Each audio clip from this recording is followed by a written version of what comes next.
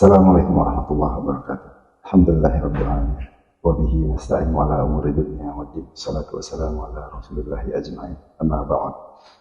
Subhanaka la ilma lana illa ma 'allamtana innaka antal alimul hakim.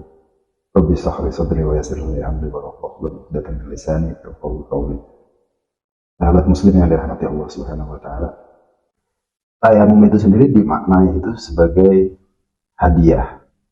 Dikenal dengan rukhsah namanya. Keringanan yang Allah berikan, maka kita harus bersyukur. Karena itu bagian dari nikmat tuh menurut para ahli tafsir itu. Rukhsah yang diberikan itu adalah nikmat dari Allah. Karena itu berupa kemudahan. Pada siapa? Nah ini harus kita spill nih. Bagaimana tayamum itu bisa dilakukan, kapan, caranya bagaimana, dengan debu yang bagaimana. Dan kita harus memenuhi syarat-syarat apa. Ada dua ayat Quran di dalam dua surat itu terkait dengan tayamum.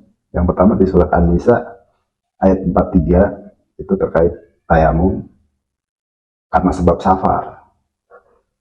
Di surat Al-Maidah ayat 6 itu tayamum disebabkan junub. Ayatnya redaksinya kurang lebih sama. Hanya di bagian surat Al-Maidah itu ditekankan wa in kuntum junuban, ketika kamu junub tuh.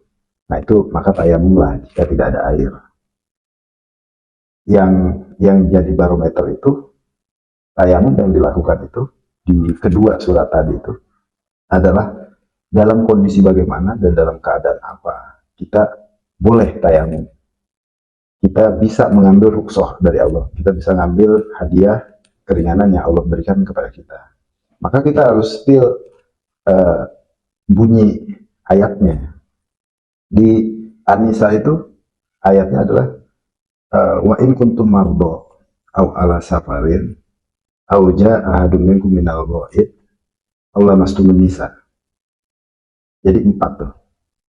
Yang pertama, jika kamu sakit dan kamu dalam perjalanan, kemudian kamu keluar dari kamar mandi. Yang ketiga, menyentuh wanita, menyentuh perempuan. Falam tajiduma'an, dan kamu tidak menemukan air. Fatayammamu, maka bertayamumlah so'idan thayyiban, dengan debu yang baik, debu yang suci. Bagaimana tayamum itu sebaiknya dilakukan bagaimana? Ada dua pendapat. Imam Asy-Syafi'i itu melakukan tayamum itu pertama dengan 2 kali tepukan debu. Jadi tayamum yang dilakukan itu adalah, bisa saya contohkan, tangan kita cari debu, kita tempel, kemudian setelah ditempel bisa kita kepak-kepak dengan punggung tangan atau ditiup, takut ada pasir-pasir yang besar, tiup. Maka diusap ke wajah, semua bagian wajah. Yang kedua, tepuk lagi, ini 2 kali tepukan, ambil debu lagi di tempat yang berbeda karena bisa mustakmal di tempat yang berbeda.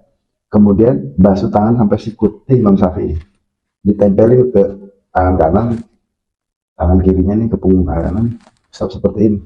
Kesini balik, sini, ke sini, ke kiri, yang kanan ke kiri, sampai sikut, balik, sampai ke jempol. Tangan posisi mengambil debu ini tidak boleh rendah, harus rapat begini. Dan ada kesunahan melepas cincin jika ada cincin. Dan itu menghalangi debu menempel di tangan. Imam Ahmad, pendapat yang lain itu cukup 1 kali tepukan, wajah dan tangan. Tapi hanya sampai pergelangan, tidak sampai sikut. Imam Syafi'i sampai sikut, 2 kali tepukan. Imam Ahmad 1 kali tepukan sampai pergelangan, wajah dan pergelangan. Jadi 2, wajah dan tangan. Tangan itu ada yang sampai Imam Syafi'i sampai sikut, Imam Ahmad bin Hanbal itu sampai pergelangan tangan, karena mengkiaskan ayat tentang pencurian, faktoru aydiyahuma. Jadi potong tangannya sampai pergelangan. Sementara Imam Syafi'i mengambil dari ayat wudu yang wa aydiyakum ilal marafiq, jadi sampai sikut. gitu. Jadi dua-duanya punya dasar, dua-duanya punya alasan. Yang terpenting itu bisa kita lakukan tergantung kita ikutin siapa, dan kita tidak punya kapasitas untuk menyelisihi siapa yang benar, siapa yang tidak benar.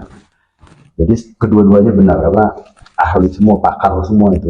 Imam Ahmad ya pakar, Imam Syafi'i ya pakar terhadap ilmu karena keilmuannya. Jadi kaidahnya jelas yang harus dipahami adalah pertama yang harus diperhatikan debunya itu soi dan harus yang suci bersih, nggak boleh tuh ada kotoran di debu itu. Tayamum itu kita lakukan ketika sudah masuk waktu sholat karena kita izin melakukan sholat sesuai niatannya.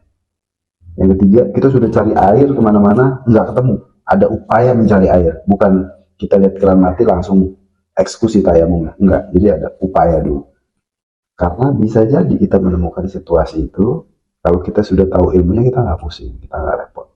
Dan yang lebih parah, gara-gara nggak ada air kita tinggalin sholat, itu nggak boleh. Bahkan nggak ada air, nggak ada debu, ya waktu sholat kita sholat. Dan hormati waktu, menghormati waktu, walaupun nanti kita kodok. Wassalamualaikum warahmatullahi wabarakatuh.